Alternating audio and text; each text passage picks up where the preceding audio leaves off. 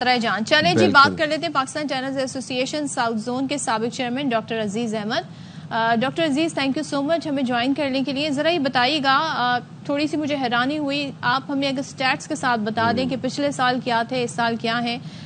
جانور جو ہیں اس سال زیادہ فروخت ہوئے بنسبت پچھلے سال کے، یہ دعویٰ ہے ٹینرز ایسوسی ایشن کا۔ تو مجھے یہ بتائیں کہ ہمیں تو کہیں نہیں دکھا، ہمیں تو منڈی میں ہی دکھا کہ لوگ تنگ تھے، جتنی زیادہ قیمتیں تھیں اور لوگوں نے اجتماعی قربانی پہ زیادہ فوکس کیا۔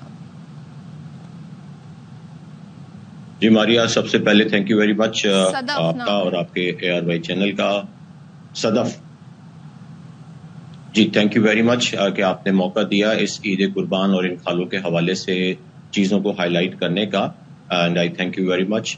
اس کے ساتھ ساتھ تمام اہل پاکستان کو عید مبارک، اور تمام افواج پاکستان کو بھی بہت عید مبارک کہ جنہوں نے ہمارا سر فخر سے بلند کیا، اور آج اس وجہ سے ہماری عید کی خوشیاں بھی دوبالا ہیں۔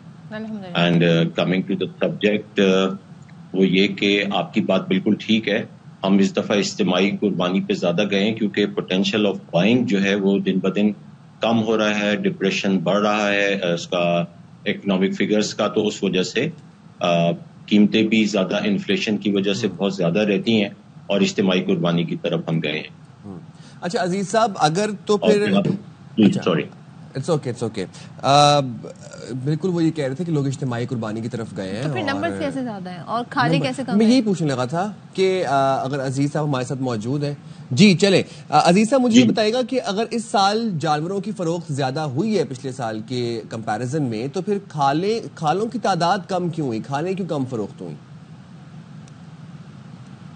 دیکھیں بات یہ ہے کہ ہم جو پرسنٹیج بات کر رہے ہیں ادھر ٹیکنیکلی اگر دیکھیں تو ہمیں ان چیزوں کو آبادی سے کمپیئر کرنا پڑے گا کہ ہمارے پاکستان کی پاپولیشن کتنی، اور اس حساب سے ہماری کھالیں اگر پچھلے سال کے مقابلوں میں دیکھیں تو بے شک تھوڑے سے نمبر زیادہ ہیں، مگر as compare to population of Pakistan which is around 220 million رفلی اور ریزرو ویٹ، تو اس پہ ہمیں جو ہے تقریباً 3% کے قریب 3 to 3.5% ٹوٹل قربانی ہوئی ہے، جو تقریباً 70 لاکھ کھالیں بنتی ہیں اینیملز کی اس دفعہ۔ اچھا، 75 لاکھ بھی کہا جا سکتا ہے۔ ہاں، تو ہم ویسے نمبرز پہ بات کر رہے تھے، دعوے ہمارے لیے تھوڑے حیران کن تھے۔ اچھا ذرا ہمیں بتا دیں کہ یہ جو قیمتیں ہیں اس میں بڑا ان کو محفوظ کیسے رکھا جاتا ہے کھالوں کو، اور کتنے عرصے بعد یہ کھالیں خراب ہونے کا خدشہ ہوتا ہے؟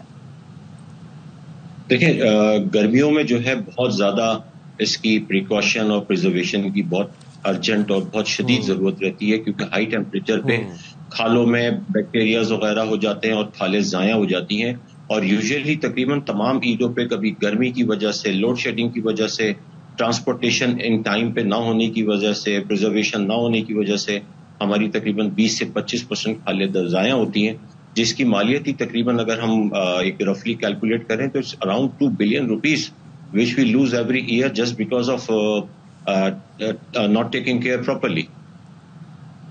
اچھا عزیز صاحب، اگر ہم بات کریں گائے کی کھال کی تو وہ گزشتہ سالوں میں 8 سے 9 ہزار تک سیل ہوتی رہی ہے، فروخت ہوتی رہی ہے مختلف اوقات میں۔ اب ہم دیکھتے ہیں کہ اس سال وہ سم ویئر اراؤنڈ 3 to 4,000۔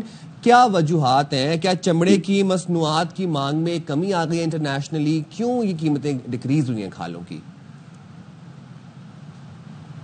جی بالکل، انٹرنیشنل مارکیٹ میں چمڑے کی قیمتوں میں کمی بھی آ گئی ہے، اور کمپٹیشن بھی بہت ٹف ہے، اور ڈوئنگ بزنس کاسٹ کی وجہ سے بھی ہم اکثر چیزوں میں آگے پیچھے رہتے ہیں، اور یہ بیسک ریزن ہے اس کا کہ انٹرنیشنل مارکیٹ میں ڈیمانڈ کم ہے۔ اچھا چلیں ٹھیک ہے، تھینک یو سو مچ۔ بہت شکریہ عزیز احمد صاحب۔ موجود ہے عزیز، اور ظاہر ہے یہ